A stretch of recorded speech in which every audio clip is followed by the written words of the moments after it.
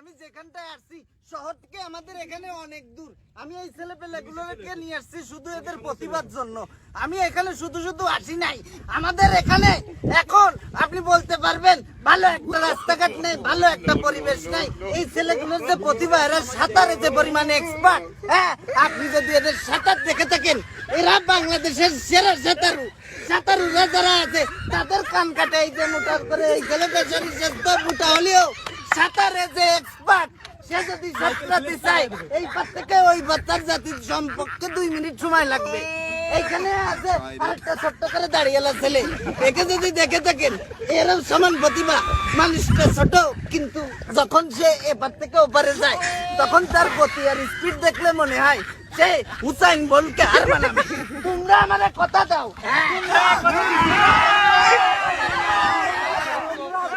তোমরা আমাদের কথা দাও যে তোমরা কোনদিন প্র্যাকটিস মিস করবে না। সে ডেরে নোক আর খালোক, যেখানে পানি পাবা সেখানে লাফাই পড়বা। তোমরা আমারে কথা দাও, তোমরা যদি আমারে খুশি করতে পারো, আমার এখানে যতগুলো গরু আছে আমি আমার গরুগুলো সব বিক্রি করে দেবো। আমি যদি মরিও যাই তাও এই গরুর বিক্রির টাকা তোমরা পাবা। তোমরা আমারে কথা দাও। আমি এখন পানিতে নামবো, মাঝে মাঝে এদের সাথেও নামতে পারবেন। দেখুন কি করে নামতেছি, সানগ্লাসটা একটু ধরো। চলো তোমরা চলো।